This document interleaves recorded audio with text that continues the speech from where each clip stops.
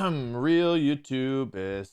I don't know where the W ends. Talk about drama. Lots of people are very upset. You know what? Honestly, I know it's not good, but the injuries that we've had recently have been especially bad. Anyway, hello everybody. Today we're talking about big Pokemon drama. A lot of people are upset, and I feel like normally when you talk about drama, I don't know, it's like a good negative connotation. Like at least that's how I feel about it. You're like, oh, we're talking about drama. It's not that important. This one, I think people are pretty like rightfully upset.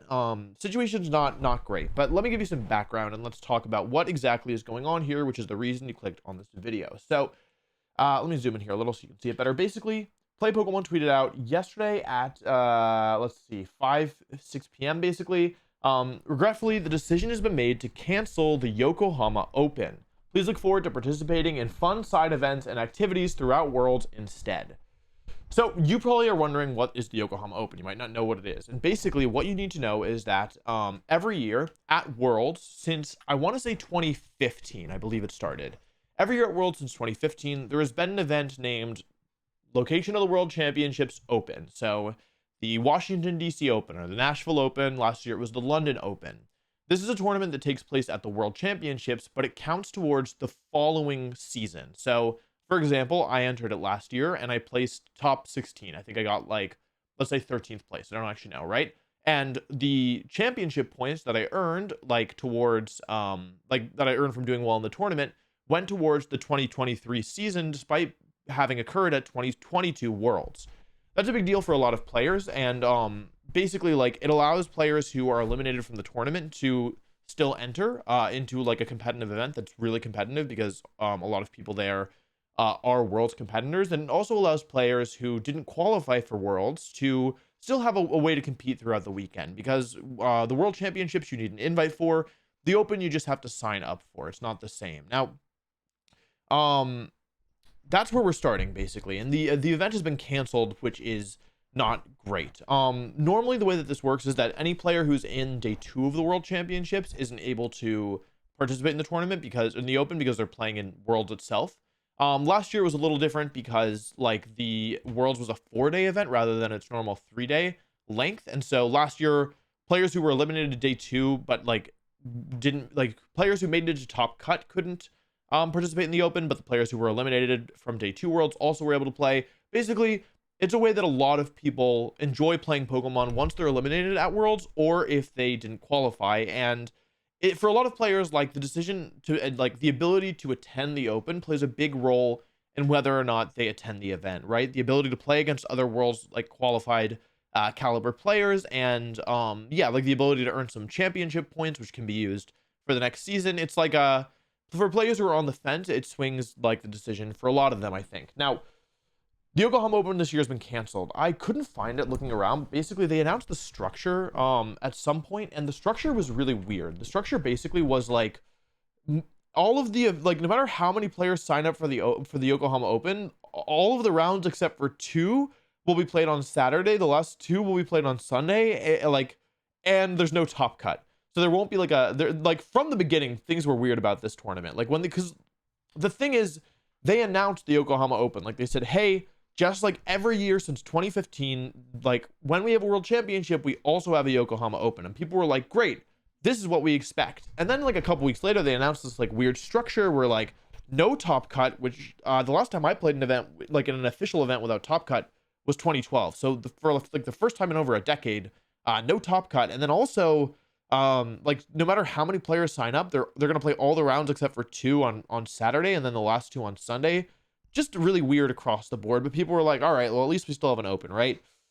Now there's no Open, and so basically people are really upset for the reasons that I've described. You see people in the comments here, hugs. I like this is, I think, a pretty popular sentiment. Players already made plans. Like, yeah, people are like, oh, here, this might be what we're looking for. Yeah. So here's like the structure, which is saying that like you always play 2 rounds on Sunday regardless, which is very strange. Yeah, they had an entry fee. Like we thought that it was going to happen basically. And it didn't happen. So, yeah, I don't know. Basically, like a bunch of people are upset, and you can see more, I think, like well thought out thoughts in the quote tweets. Oh man, I had went through these. let's see. There's a couple people who I like recognize in here. J Rank making a joke here about there it being a transition year. I don't know what this means. Eric Rios, like Monkey Typewriter. I don't fully understand what he's implying here, but a lot of people seem to agree with Monkey Typewriter. Eric, one of the most decorated competitive players. A lot of people are upset. I like here. Yeah, I think a lot of this is TCG. There's a lot of VGC stuff in here. Give me 1 second to, yeah. Yeah, lots of people kind of joking on it. Like a couple reasonable things as well. V asking for an explanation. Joe has an interesting take here, which is basically like Worlds hasn't been canceled. Which like I mean I get what he's saying. Like for like Joe to some like Joe isn't entering the tournament, right? He's there for Worlds as a whole, so it makes sense that like one event doesn't change his enjoyment of the whole thing. But for players, for competitive players who many of whom like like we're attending Worlds because they wanted to attend the Open, and like that would mean like basically like if you had the choice between playing a tournament in Japan or playing a tournament in like I don't want to like say anything rude about Fort Wayne, but like I imagine most people would rather go to Fort Wayne than or would rather go to Japan than Fort Wayne, you know what I mean? So competitive players very upset about this. Joe doesn't seem to be personally upset about it, but I think like the Open was never for Joe in the first place. No offense. I mean, if he wants to enter, it's by far like, of course, well, he would have been able to. It was his right, but yeah, he's not able to because there's no Open. Anyway, I think the real thing here about like why people are upset for anyone who feels similarly like Joe, who maybe like don't care about the Open or like weren't like really attached to it, it's that it would have been fine to not have an Open. In fact, I think that there's some downsides to having an Open because a lot of the players who are top players, rather than watch Worlds and be a part of the event, will instead enter the Open and play, and it kind of creates this like I don't know, like I was guilty of this myself last year. Like I didn't watch any of day 2 or I guess top cut of Worlds because I was playing in the Open. And so I think that there is good reason to not have an Open in the first place. But the problem is that they announced it. Like they announced that it was happening. They announced even the structure and the entry fee. And then they're like 2 weeks beforehand, 3 weeks beforehand, they're like, hey guys, just kidding, we're not doing that. And it's like, I think that's really the main issue here. It would have been fine to say no Open in the first place. People still would have been upset, but people wouldn't have booked flights, right? People wouldn't have gone with the assumption that they'd be able to play and earn championship points and then have that taken away from them. Yeah, like you see here, YouTube talking about millions of dollars spent on flights and tickets to Pokemon Worlds. People are coming. There are people who made the decision because of the Open, because it was announced. Trey, a friend of mine, really reasonable take. The tournament structure did look awful, no top cut, but like yeah, like better to not announce it in the first place than to do this. Former world champion Paul Ruiz, not good look for the company. Like yeah, if you're not actually gonna confirm it, don't announce it. I think a lot of people are echoing what I'm saying here. People spent money for this event that has been hosted every single year since 2015. Yeah, it's a real bummer. Yeah, I saw some other people who had good takes. Here's Rule. Yeah, people are upset basically. Ray C, like this is basically the equivalent of canceling like a regional, right? Like if there was like this is the equivalent, it's a regional level event. So imagine it's like your first event, or like you don't go to that many events, but you're like, oh, there's this event in Japan, a really cool place, and I want to go, and you prepare, and you're like, oh, like I don't know, like yeah, like I'm gonna go because I want to enter this event, and then they cancel it 2 weeks in advance. Like of course people are upset. So yeah, a lot of people are actually echoing this sentiment from Alberto, where Alberto, one of the top players in the US, super nice guy, I like Alberto a lot.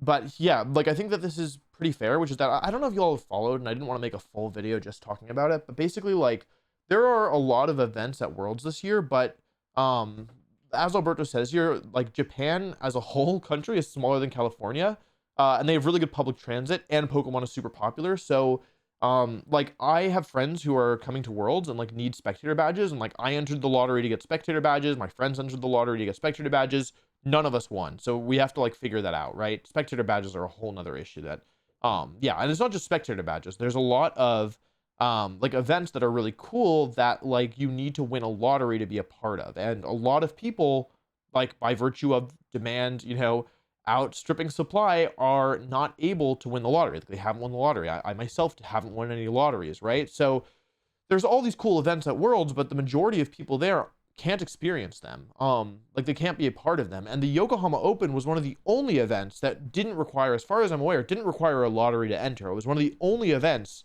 that you could just show up and play. So if you're a competitive player, like, and you didn't win any lotteries, and you're like, well, okay, like, I didn't win any of the lotteries, but I'll at least like have something to do because I'm going to play in the Open.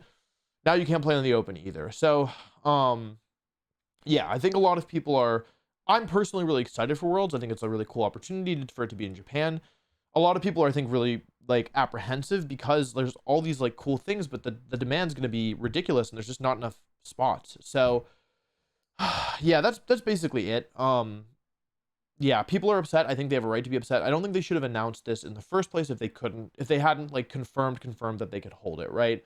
Especially because there's a precedent that there is an Open every year. I don't think they've ever missed one since they started back in 2015. So, yeah, that's pretty much it. I don't really have any hot takes here, to be honest. Like, I think it's lame. I think it's really unfortunate that, yeah, like, I don't know, like, all these, there are people who like made the decision to go to Worlds, which is very expensive this year, at least if you're in America, and I would guess for almost all of Europe as well. This is probably the most expensive Worlds ever, except maybe Hawaii, but like, at least for most people, this is going to be the most expensive Worlds of all time. And the Yokohama Open was like a reason for, like, it was one more reason for people to go. And so, yeah, like, if you they take that away after saying you're going to do it, I think it's unfortunate. Obviously Pokemon didn't want to do this, but they did do it. So I don't think there's anything that they can do to make it right. Like, they're not going to uncancel the Open. And I don't really expect anything to really happen here, but I just hope that in the future, like, they learn from this and that they don't announce things that they're going to have to cancel them. Like, I think we would have all rather been left in ambiguity rather than being told that it was going to happen and then told that, like, it wasn't going to happen. You know what I mean? So, or like to have it canceled. So I think that's it. Yeah, nothing too, outlandish here in terms of my opinion. But yeah, I wanted to share that. Anyway, thanks for watching. Let me know what you think down in the comments below. Subscribe to the channel, 100,000 bonus wolfers. And that's it. Bye-bye.